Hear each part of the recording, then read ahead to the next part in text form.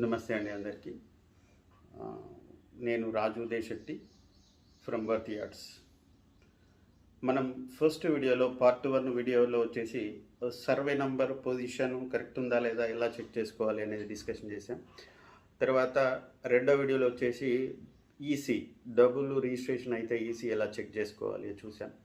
మూడోది ప్రాపర్టీస్ నిషేధిత జాబితా ఎలా చెక్ చేయాలి, అందులో ల్యాండ్ ఉందా లేదా అనే దాని గురించి డిస్కషన్ చేశాం. వాటితో పాటు ఇంకొక అతి ముఖ్యమైన అంశం గురించి ఇప్పుడు మీతో డిస్కషన్ చేయడానికి వచ్చాను నేను.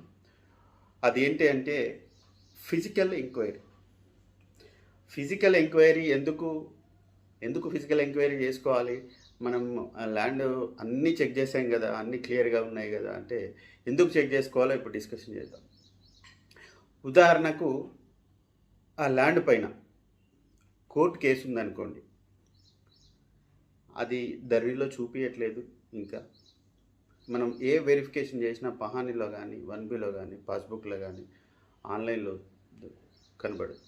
ఎందుకు మరి? కొన్ని కోర్టు కేసులు ఆల్రెడీ అప్డేట్ అవుతున్నాయి కదా సైట్లలో అని అంటే, ఎవరైతే కోర్టు కేసు ఫైల్ చేశారో ఆ ఫైల్ చేసిన వ్యక్తి ఆ ప్రొసీడింగ్ కోర్టు ద్వారా వచ్చిన ప్రొసీడింగ్ తీసుకొని పోయి సబ్ రిజిస్టర్ ఆఫీసులో లేదా తహసీల్దార్ ఆఫీసులో ప్రొసీడింగ్ ఇచ్చి వాళ్ళు వెంబడి ఉండి ప్రాఫిటర్లో పెట్టిస్తే తప్ప అది ప్రాఫిటర్ లిస్ట్లోకి పోవట్లేదు.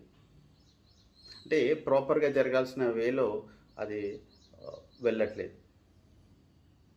కాబట్టి ఏ సైట్లో మనకు అది కొన్ని చూపించట్లేవు కేసులు. కాబట్టి కోర్టు కేసులు ఉన్నాయా లేవా అనేది ఫస్ట్ ఫిజికల్ ఎంక్వైరీలో తేలుతుంది. మనం వెళ్ళి ఆ పక్కన చుట్టుపక్కల రైతులను అడిగి ఇది ఎవరిది ల్యాండ్, ఈ ఓనర్ ఎవరు, ఎవరైనా కేసులు వేసారా దీని మీద, ఎట్లాంటి తగాదాలు ఉన్నాయా అనేది తెలుసుకోవడం వల్ల అది సాధ్యమవుతుంది. లేదు, పార్టిషన్ సూట్ కోసము వారసులు ఎవరైనా కోర్టు కేసు వేయచ్చు. లేదా సరిహద్దు తగాదాలు, గెట్టు పంచాయతీ అంటాం, వాటి వల్ల కూడా కోర్టుకు వెళ్ళచ్చు. అంటే కొన్నిసార్లు ఫిజికల్ దాడులు కూడా జరుగుతాయి గెట్టు పంచాయతీల వల్ల. ఇది మాది అంటే మాది అని. అట్లాంటి సందర్భాల్లో ఆ కేసు ఎఫ్ఐఆర్ ఫైల్ కావచ్చు, కోర్టుకు వెళ్ళచ్చు, ఆ కేసు నడుస్తుంది కావచ్చు.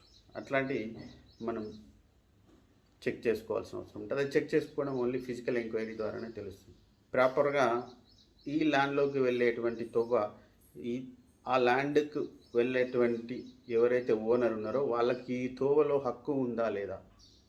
మామూలుగా ఈ ఊర్లలో సేమ్ వంశం వాళ్ళు పంచుకుంటారు కాబట్టి వాళ్ళకు తోవ ఓకే నడుస్తారు. కానీ బయట నుంచి వచ్చి కొన్న వాళ్ళకి వాళ్ళు అవకాశం ఇయ్యరు. మా తమ్ముడు, మా అన్న, అందుకే ఇందులోకి నడవనిచ్చినాం, ఇది మా ల్యాండ్, పట్టా ల్యాండ్, మీకు నడిచేందుకు లేదు అని చెప్పేసి మనం పోయినప్పుడు ఇబ్బంది పెడతారు. కాబట్టి ఇటువంటి విషయాలన్నీ మనము ఫిజికల్ ఎంక్వైరీ ద్వారా తెలుసుకోవచ్చు. తర్వాత వచ్చేసి ఆ ల్యాండ్ ఇదివరకు అంటే ఎన్ని రోజుల నుంచి అమ్మకానికి మార్కెట్లో ఉంది, ఆ ల్యాండ్ ఆల్రెడీ ఎవరైనా చూసి ఉండి టోకెన్ అడ్వాన్స్ లాగా ఇచ్చి ఉన్నా, అటువంటిది ఏదైనా ఉన్నా కూడా ఫిజికల్ ఎంక్వైరీ ద్వారా మాత్రమే తెలుసుకోగలుగుతాం. ఆల్రెడీ ఎవరో ఒకరు అడ్వాన్స్ ఇచ్చి వాళ్ళ ఇద్దరి మధ్యలో అంటే సెల్లర్ బయ్యర్కి మధ్యలో ఏదైనా ఇబ్బంది వచ్చి తిరిగి మళ్ళీ అమ్మకానికి పెట్టినప్పుడు ఆ పాత ఎవరైతే బయ్యర్ ఉన్నారో వాళ్ళు ఇబ్బంది పెట్టే అవకాశం ఉంటుంది. అది కూడా ప్రాపర్గా చెక్ చేసుకోవాలి. అది ఫిజికల్ ఎంక్వైరీ ద్వారానే తెలుస్తుంది. చుట్టుపక్కల రైతులను కనుక్కోవడం ద్వారానే ఇటువంటి విషయాలన్నీ కూడా బయటకు వస్తాయి. సైట్ కాడికి వెళ్ళి చుట్టుపక్కల వాళ్ళని ఇది ఎవరిది ల్యాండ్, ఇటువంటి ఇంతకుముందు ఏమైనా అమ్మిరా, ఎవరు కబ్జాలో ఉంది, ఎవరి అధీనంలో ఉంది, ఇటువంటి అన్నీ కూడా పూర్తిగా తెలుసుకొని ఆ తర్వాత మనం స్టెప్ వేయాల్సి ఉంటుంది. ఇది చాలా ఇంపార్టెంట్. ఇది ఏ వెబ్సైట్లోనూ ఏ ఆన్లైన్లోనూ మనకు చూపించాయి. ఇప్పుడు గెట్టు పంచాయతీ ఉంది, బౌండరీ ఇది ఇటు జరుపుతాడు, ఈయన ఇటు జరుపుతాడు, ఇటువంటి విషయాలు ఏ సైట్లో ఉండే ఫిజికల్ ఎంక్వైరీ ద్వారానే మనం తెలుసుకోగలుగుతాం. కాబట్టి మనం అగ్రికల్చర్ ల్యాండ్ కొనేటప్పుడు చెక్ చేసుకోవాల్సినటువంటి అంశాల్లో ప్రధానమైంది ఇది కూడా ఒకటి. ఆన్లైన్ చెక్ చేసుకోవడము, అన్ని సైట్లలో వెరిఫై చేయడము ఎంత ఇంపార్టెంటో ఫిజికల్ ఎంక్వైరీ కూడా అంత ఇంపార్టెంట్.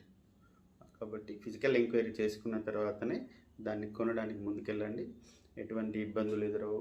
మంచి జరగాలి, అందరికీ మంచి జరగాలని కోరుకుంటూ థ్యాంక్ యూ వెరీ మచ్.